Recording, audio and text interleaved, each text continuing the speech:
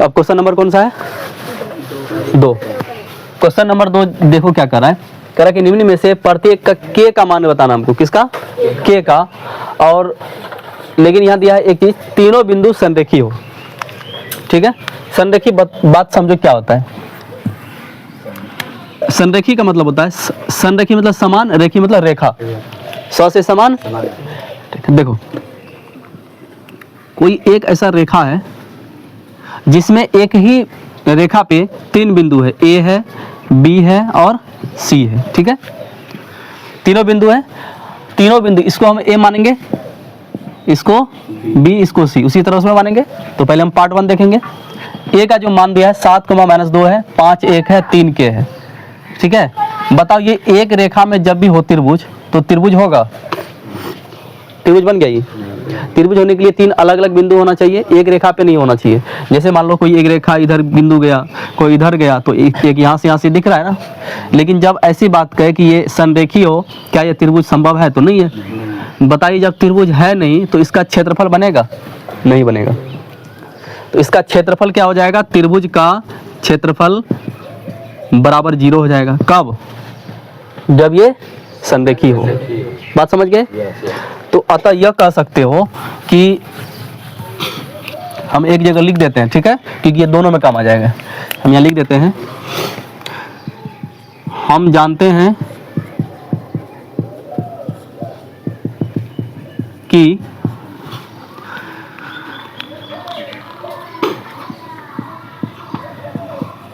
संरेखी बिंदुओं पर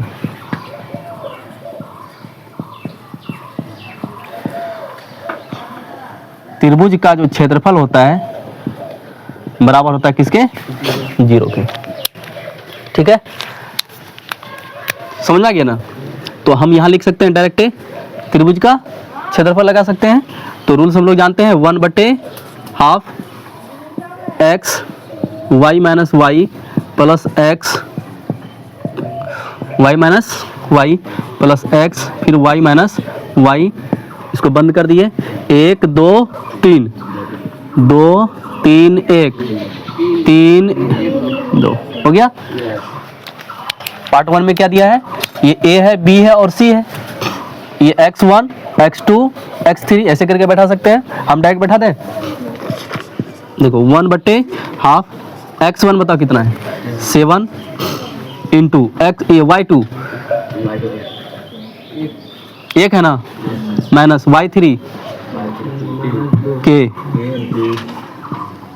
प्लस, बढ़िया से ध्यान देना है, x2 ये, सॉरी x2 ये होगा, y3 क्या हो जाएगा? y3 के माइनस y1, माइनस माइनस क्या हो जाएगा? +2 कर देते हैं डायरेक्ट, प्लस। ठीक है, x3 कितना है? x3 यहाँ पे हो जाएगा 3, y1 y2 कितना है?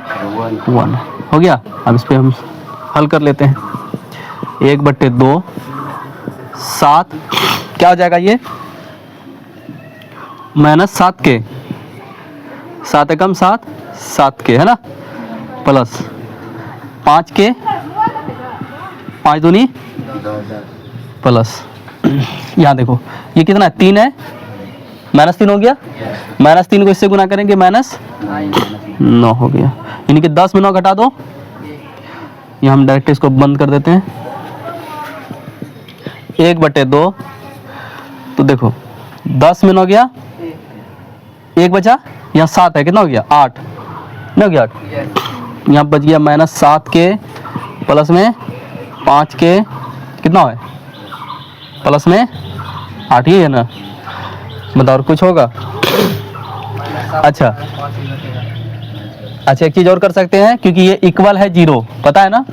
इक्वल किसके है? 0 के। अगर 0 के है तो ये वाला सब पद उधर जाएगा, तो ये क्या हो गया? इधर 1/2, 2 उधर चले गया तो क्या बच गया? 0।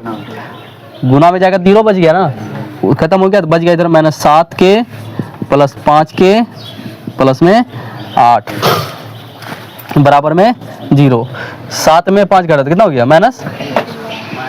-2 के प्लस 8 है, उधर जाएगा तो माइनस, माइनस से माइनस, के बराबर दिख 8 बटे काटेंगे तो देखो आंसर है। Yes sir. समझ में आया?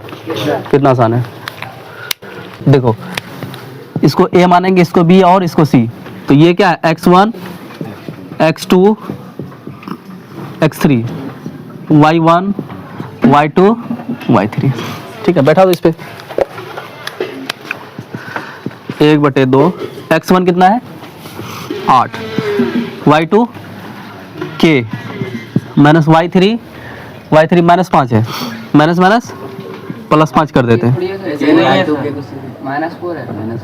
किसमें, सॉरी y2 है ना, y2 k है ना, सॉरी 4 है ना, minus minus y3 minus minus plus 5 कर देते हैं, प्लस x2 k यहाँ पे है ना, y3 माइनस 5, फिर माइनस y1 1 प्लस बताओ x3 2 y1 y2 minus minus बराबर में लेके चलना है, भूल नहीं जाना उसको। भूलेगा तो फिर ये पीछा करेगा, जब ये पीछा करेगा तो क्या कर देगा, खेला कर देगा इधर। देखो यहाँ पे कितना है,